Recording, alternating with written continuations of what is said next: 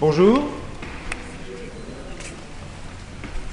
Quand on parle de quelqu'un de très pauvre et très malheureux, on dit souvent qu'il est pauvre comme Job.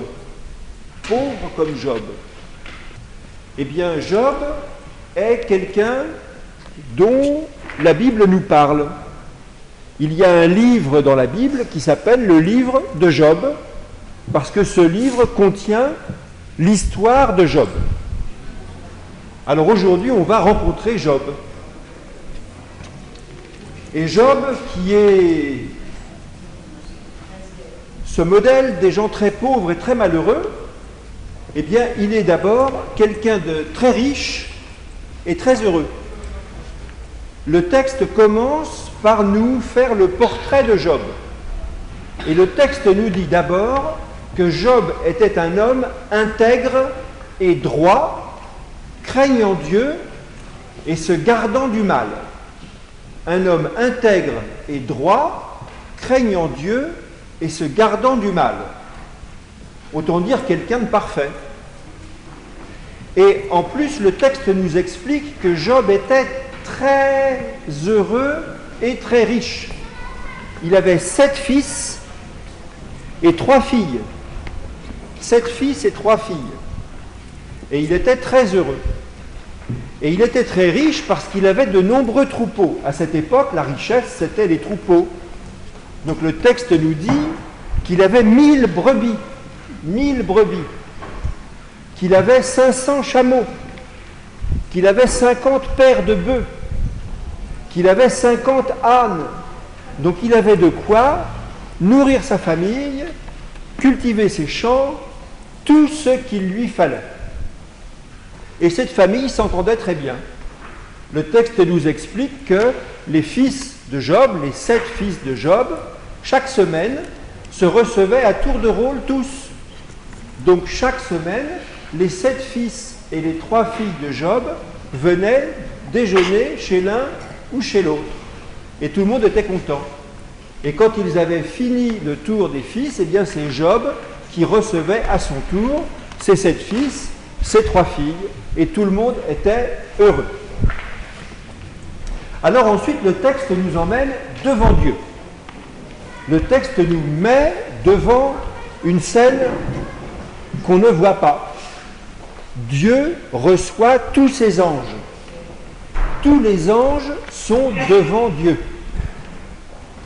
Et voilà que ce jour-là, parce que Dieu réunit régulièrement tous ses anges, voilà que ce jour-là, Satan se joint à la troupe des anges. Satan, l'ange déchu, l'ange mauvais. Satan vient à la réunion des anges devant Dieu. Alors Dieu remarque Satan. Et Dieu s'adresse à Satan. Et il demande à Satan, d'où viens-tu ? Et Satan lui répond, l'air un peu détaché, j'étais sur la terre et je m'y promenais. Satan se promène sur la terre. Ah, alors Dieu dit, tu as sûrement remarqué mon serviteur Job, un homme intègre et droit, craignant Dieu et se gardant du mal. Et Dieu dit à Satan, tu n'as aucune prise sur Job. Alors Satan dit à Dieu, ben évidemment, t'as vu ? Job, il a tout pour être heureux. Job, il a 7 fils, 3 filles, plein de troupeaux, il est riche, la famille est heureuse. Comment veux-tu qu'il ne soit pas parfait, qu'il ne soit pas respectueux, craignant Dieu, intègre, etc. Il a besoin de rien. Mais, dit Satan à Dieu, je te garantis que si tu lui retires ses biens, eh bien Job va te maudire. Et Dieu dit à Satan, bien, eh bien vas-y, tu fais ce que tu veux à Job, mais tu ne touches pas à sa vie. Alors en effet, Satan retourne sur la terre. Et voilà que nous sommes à ce jour où l'un des fils de Job reçoit ses frères et ses sœurs, et Job est chez lui. Et voilà qu'arrive un serviteur chez Job, qui lui dit catastrophe. Des pillards sont venus ils ont pris toutes tes brebis, ils ont pris tous tes ânes, et ils ont tué tes serviteurs, et je suis le seul survivant pour venir te le dire. Et il n'a pas fini de parler qu'arrive un deuxième serviteur qui dit « Ah, des brigands sont venus, ils ont pris tous tes chameaux. » Et voilà encore un autre serviteur qui arrive et qui dit « Ah, catastrophe, une tempête s'est levée, la foudre est tombée sur tes bœufs et sur tes ânes, il n'en reste pas un et tes serviteurs aussi sont morts. Et je suis le seul survivant pour venir te le dire. » Et il n'a pas fini de parler qu'arrive un quatrième serviteur qui dit à Job « C'est épouvantable. La tempête a tellement secoué la maison où étaient tes enfants qu'elle s'est effondrée sur eux. Tes 7 fils et tes 3 filles sont morts dans cette catastrophe. Il ne reste personne que moi, seul survivant pour venir te le dire. » Alors, en aussi peu de temps, apprendre autant de catastrophes, c'est évidemment épouvantable. Et le texte nous montre Job.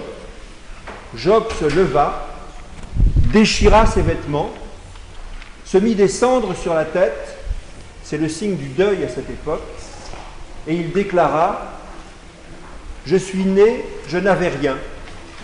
Je mourrai, je n'aurai rien.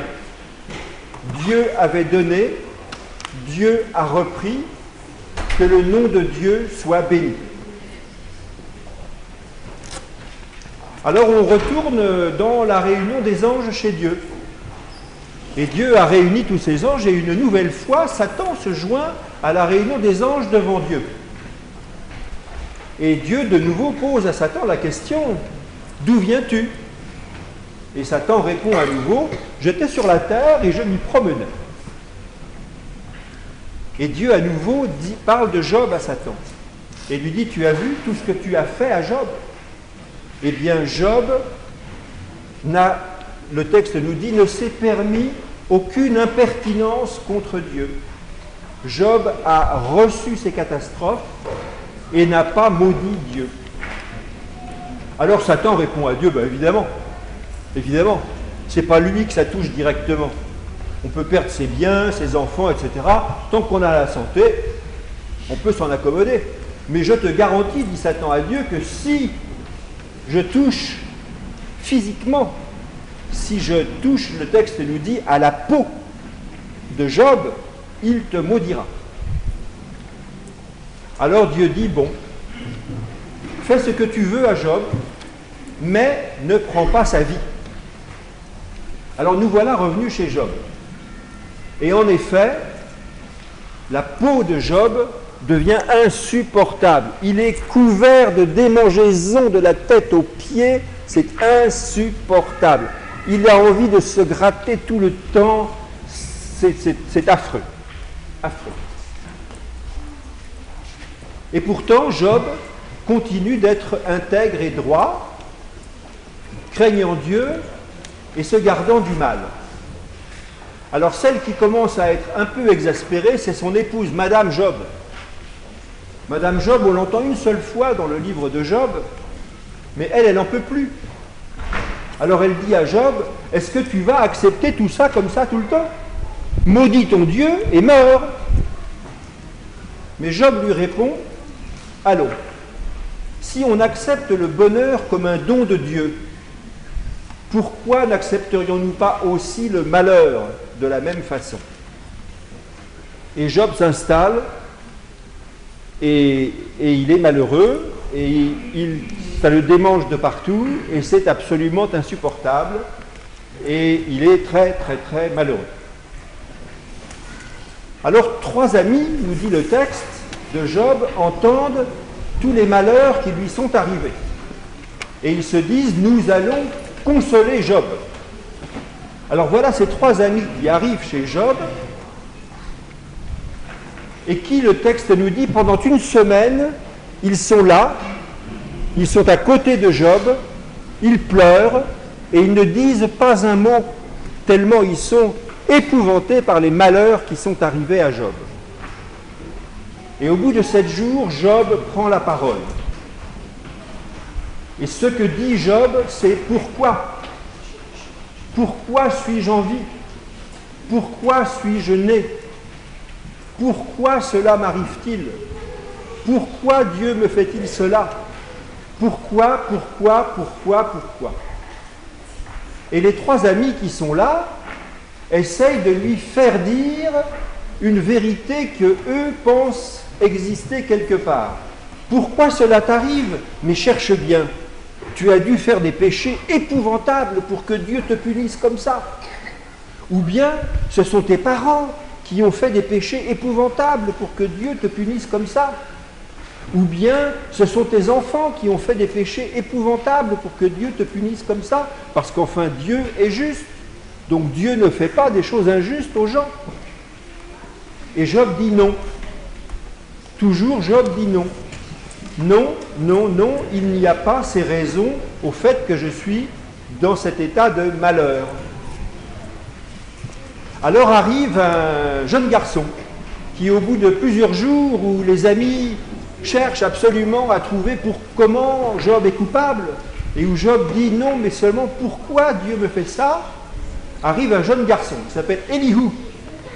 Et Elihu dit aux trois vieillards qui sont là avec Job, vous n'avez rien compris, vous n'avez rien compris. Non seulement Dieu ne punit pas pour des raisons humaines, mais Dieu est ailleurs, Dieu est dans une autre logique. Dieu vous ignore, Dieu ne pense pas comme ça, Dieu c'est autre chose. Alors au bout de tous ces discours, où les uns veulent une vérité qui n'existe pas, où les autres prétendent savoir des choses qui leur échappent, le texte nous montre Dieu prenant la parole. Et Dieu parle à Job. Et Dieu dit à Job, « Pourquoi demandes-tu pourquoi?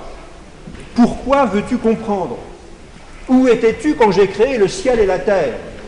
Où étais-tu quand j'ai créé la terre ferme et la mer? Où étais-tu quand j'ai créé les plantes et les animaux? Où étais-tu quand j'ai mis les étoiles dans le ciel? Où étais-tu quand j'ai fait le soleil et la lune?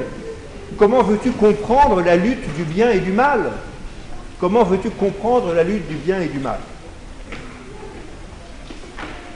Et Job, une fois de plus, reste l'homme intègre et droit, craignant Dieu et se gardant du mal. Et la dernière réponse de Job à Dieu, c'est « Je te connaissais seulement par ouï-dire, maintenant je sais qui tu es. » Et après ça, Dieu redonne sa condition à Job, nous dit le texte. Job eut à nouveau 7 fils et 3 filles, et des troupeaux plus grands encore qu'il ne les avait avant. Et maintenant, c'est la messe.